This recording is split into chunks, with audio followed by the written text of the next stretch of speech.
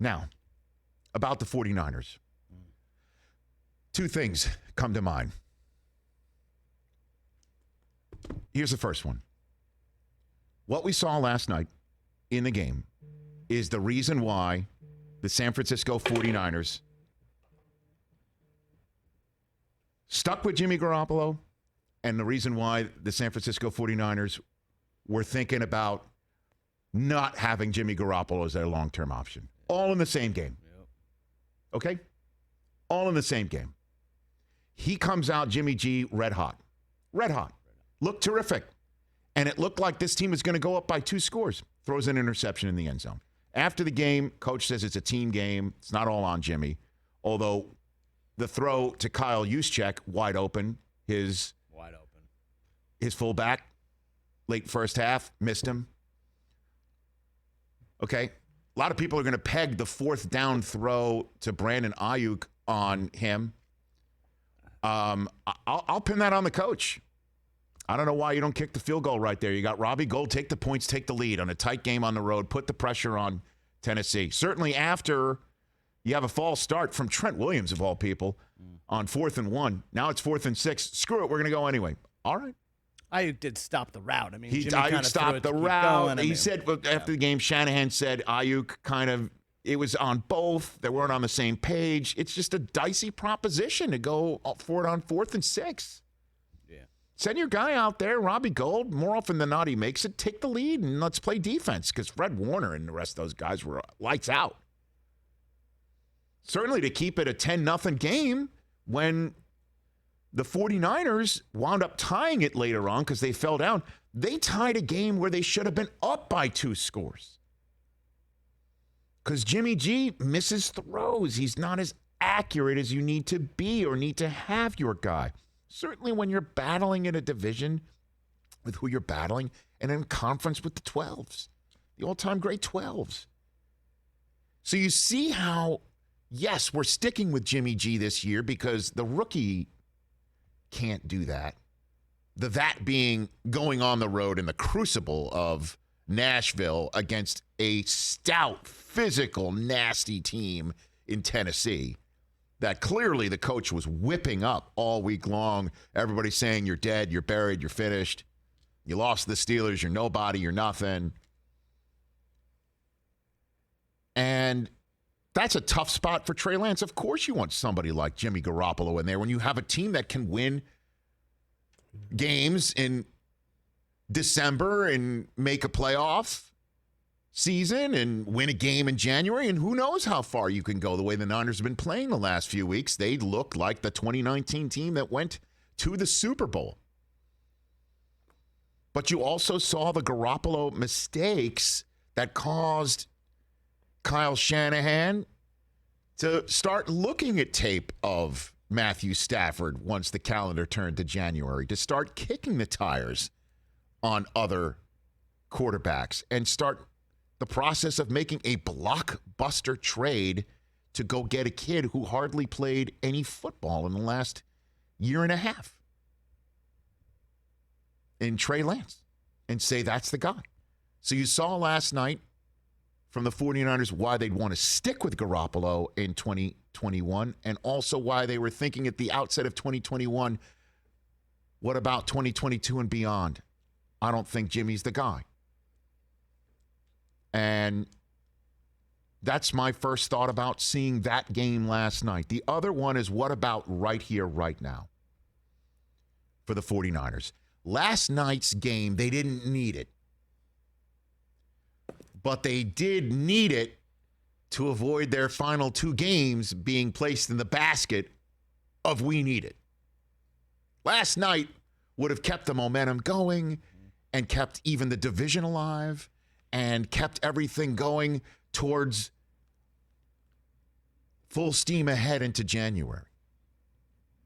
But last night, they made the mistakes in a game that they should have had. And even the coach even said last night, felt like we should have won this one. So now they need the next 2. Now those games are in the need category. And it's home against Houston. How about Houston being in the middle of everything? They're taking on the Chargers this week, then they've got the 49ers, and then they got the Titans. So you're going to spoil somebody's party? They have the opportunity to do that on their way out the door.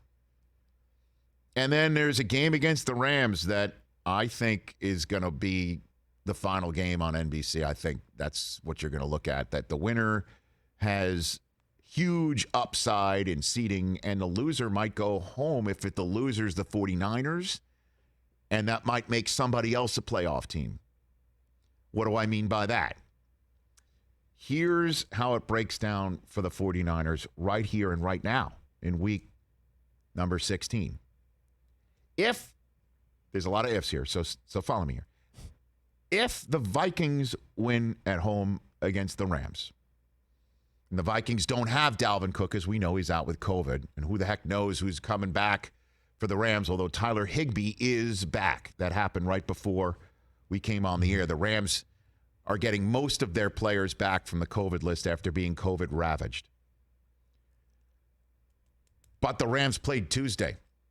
They're hopping on a flight tomorrow to go to Minnesota, turn right around and play. It's a tough assignment. Let's say the Vikings win. Okay, let's just throw that out there. And you might, as a 49er fan, hope for that to happen, right? Because you want the Rams to lose. Let's say the Eagles beat the Giants. And let's say the Saints on Monday Night Football, even with Ian Book making his first career start, pressed into service because Taysom Hill and Trevor Siemian have COVID. But the Saints defense just shut out the Bucs, right? Let's say they do put the bang thing on Tua. These are entirely possible results, right? Mm-hmm. Vikings win, Eagles win, Saints win. If that happens, the 49ers are sniffing it. They're out of the wild card spot. If the Vikings, Saints, and Eagles all turn into 8-7 teams to match the 49ers at 8-7, don't ask me why, as Billy Joel once said, but the tie breaks do not break the 49ers away. They would be sniffing it on the outside looking in with 2 weeks to go. Yeah, they need the last two games if that happens, don't you think? And they also need those last two games to avoid being in this exact same position with 1 week to go, with one game to go. If they lose next week somehow to Houston, I mean, my gosh, that would be something. So the Niners didn't need it last night, but now that you're looking at the situation in which they currently reside, they've turned the last two games into needing it. Whereas if they had just done what they did coming out of the gate, that interception in the first half when it looked like they were going up 2 scores, right? I mean, that just changed the whole momentum of the game. Yep. Even though the Titans didn't score the rest of the half. And they got a field goal. It was 10-0. Right? Even though the Titans did come out and do well, but they only got 3 on the board. Like, that's when you're supposed to march down and put another 7 on top and say, nice momentum, home team. So, too bad. Right. We're the Niners coming at you. And they still have those guys come at you. Do they have somebody who's like 5'8" on that team? Is it, honestly, do they have a sign in Santa Clara where that you need to be this tall to ride the ride? Apparently. Right? They're all huge, and they all slash, and they all hit you, and they all love contact, and they all are schemed to hit a hole at a certain angle that the defense can't reach. And it's just, it's so tough to stop when they don't stop themselves. Which is why, full circle, Shanahan, maybe in the quiet moments, just thinks, yeah, I mean, Jimmy G, we got to stick with him now, and we stuck with him this year for this reason. We're in position. But Trey Lance, man, it's going to be his show. They gave all that up for him, and you know it's coming. And if he's accurate at the position and puts the R in the run-pass option or whatever the heck they're doing with Debo behind him or whatever they're jet sweeping with whomever or whatever they're doing with slashing with any of their other running backs, oh, my God, how tough will this team be to stop? But right here, right now, they have put themselves in the need position after losing last night's game. Hey, you watched all the way to the end. Thanks for that. Watch more right here.